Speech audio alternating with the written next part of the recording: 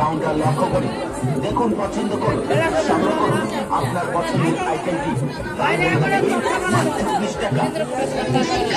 20 টাকা পাচ্ছেন, রুটি শাখার ডালি 20 টাকা, গ্যাস লাইটার 20 টাকা, ডাল কাটা পাচ্ছেন 20 টাকা, আদা ঘষা 20 টাকা, কাঁচি পাচ্ছেন 20 টাকা।